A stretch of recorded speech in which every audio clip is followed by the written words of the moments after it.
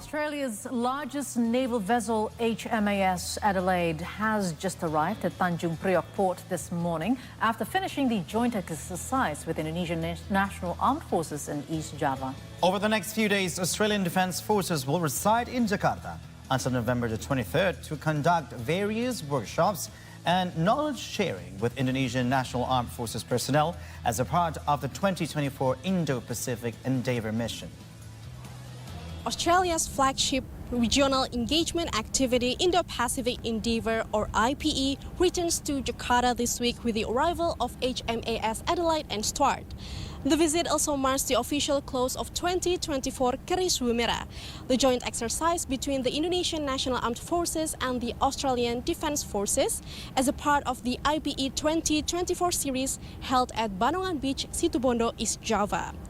Previously, various operations have been conducted between the ADF and the Indonesian National Armed Forces, including amphibious operations, non-combatant evacuation operations to evacuate civilians from the conflict zone, and the culmination in the Combined Arms Live Fire exercise.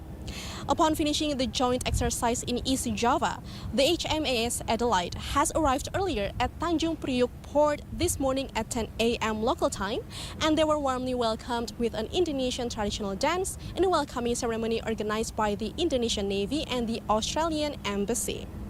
Over the next 4 days, ADF will reside in Jakarta until November 23rd to conduct various activities, including humanitarian workshop, GPS workshop, maritime law workshop, as well as knowledge sharing on military medicine and women, peace and security workshop.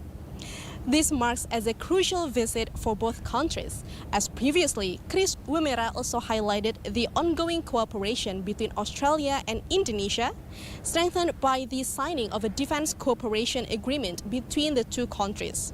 It is also the first ever bilateral amphibious exercise between Australia and Indonesia. And through this IPE visit, Australia is committed to working closely with their regional partner and strengthen their partnership with Indonesia to achieve their commitment to a peaceful, stable and prosperous region. Indo-Pacific Endeavour is our flagship regional international engagement activity for the region. As is articulated in our National Defence Strategy, which was released this year, we're committed to working with countries of the region to make or progress a peaceful, stable, prosperous region that is respectful of sovereignty and international law.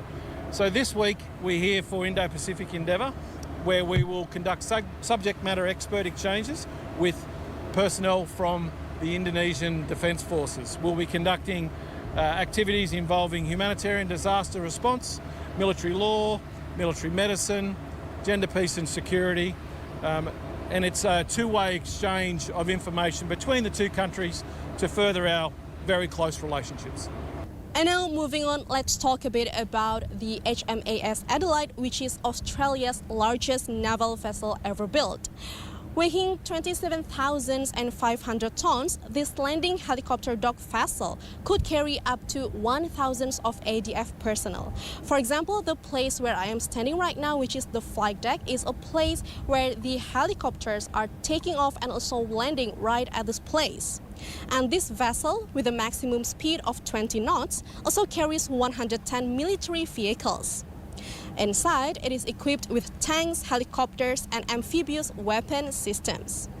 HMAS Adelaide is also staffed with chefs, preparing up to 6,000 meals daily for the 1,000 personnel of ADF.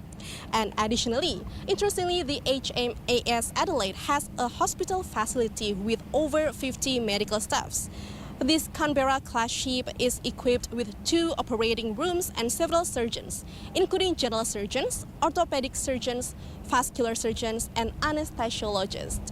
The ship also features 6 reverse osmosis plant machines, which allow it to produce 156,000 liters of water per day by converting seawater into safe, portable water. Overall, hopefully the bilateral cooperation between Indonesia and Australia in IPE 2024 could continue, and hopefully this cooperation could also create and maintain the peace and security among the Pacific region. Adelia Dinda and Reza Anindita for See Today.